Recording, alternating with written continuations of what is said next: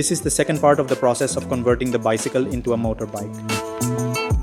To maintain the center of gravity effectively, I will need to strategically position the gearbox, which is the heaviest component, centrally. This bike is constructed from mild steel, so welding will be relatively straightforward. For that purpose, I will need to implement some modifications to the bike's frame. Prior to mounting the engine and gearbox, I will have to alter the bike's tires.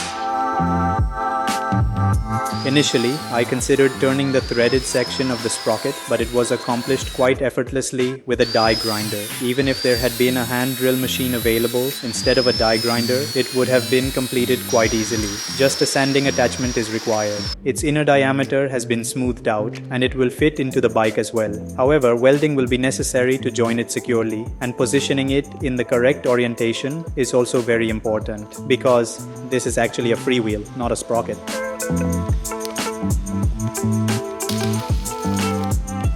With its assistance, even if the fuel becomes depleted, I am still able to ride the bicycle utilizing the pedals.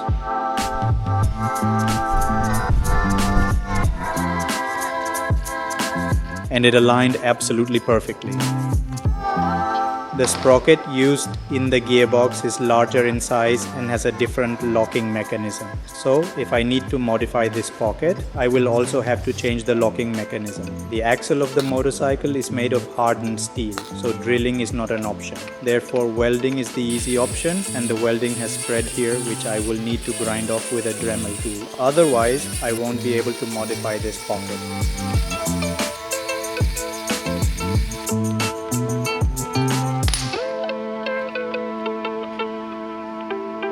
I have meticulously crafted this attachment to modify the sprocket, which will have its identification number recorded into an Excel spreadsheet. It fits seamlessly into our freewheel, and we simply need to weld it so that these two components become a single unit. We could have fabricated it using an angle grinder and a drill, but it wouldn't be as precise and would consume more time.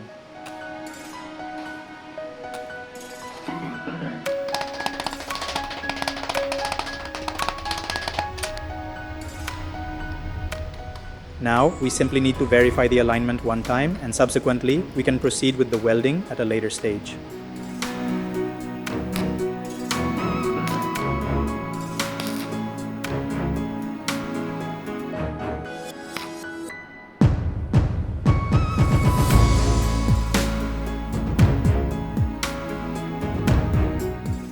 I'm using the gearbox's mounting hole to securely attach the gearbox to the motorcycle.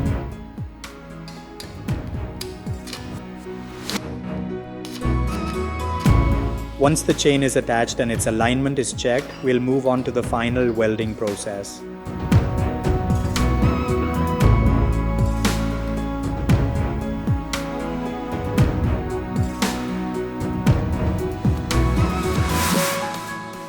If it's not aligned, once the gearbox rotates, the chain will come off by itself.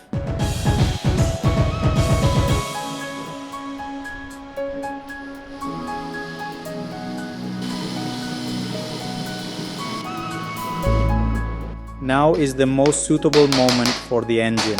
I am employing a freewheel universally here because it is more easily accessible. Initially, I was considering securing it with a set screw, but it would not have adequate strength. Therefore, I am now directly welding it. I am mounting the engine in the gearbox's designated mounting hole and obtaining the secondary support from the bike's frame, which will be welded.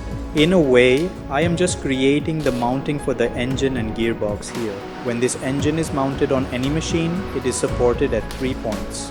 Because it vibrates a lot, I am providing it with some support in this bike as well, so that it doesn't vibrate and come off.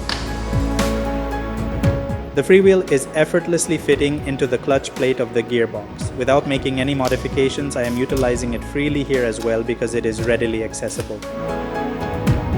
When I place the chain in this position, it appears to be somewhat loose. Once the engine begins operating, there is a significant likelihood that the chain might detach, so I will need to implement a mechanism to secure it more tightly.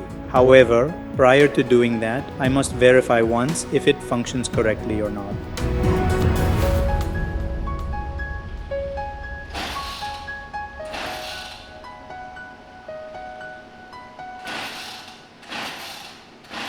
I have firmly attached the engine's accelerator to the left side brake lever of the motorcycle, ensuring that when I press the left side lever, it will cause the bike to accelerate. In this configuration, the free wheel is effectively performing its intended function, which involves spinning without resistance because I inverted it and welded it, so now it necessitates securing.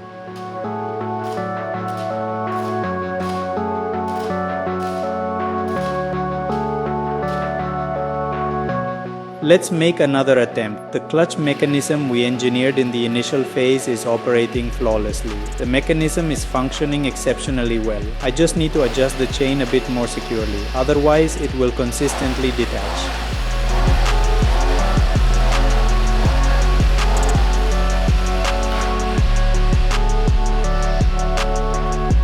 For this, I am using a single plate and bearing.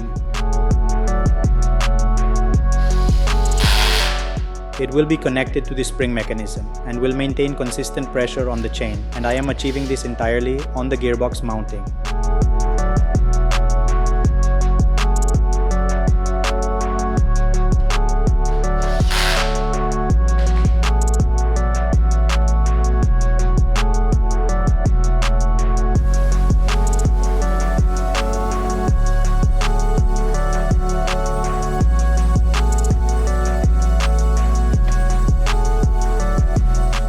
There was no other option to keep the bike selection tight, so I thought I would keep the tension on it without a spring,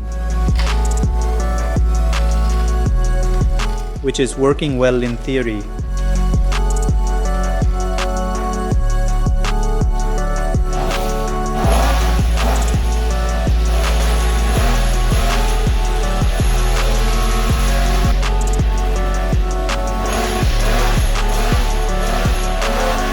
However, it unfortunately broke during the practical application.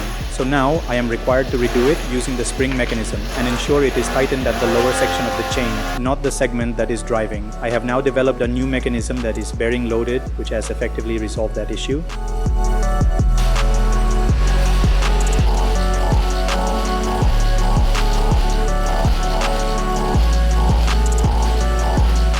However, at this point I have come to realize that this engine is not generating sufficient torque to transport a person on the bike. Therefore, I will need to implement some modifications such as altering the gear ratio. A significantly smaller gear will need to be installed on the engine, and a larger gear will need to be installed within the gearbox. Only then will it effectively convert the torque and become drivable. I'll need to order these parts and they'll arrive in 2 weeks. If you have any alternative hacks or solutions, please kindly mention them in the comments section. Until then, peace.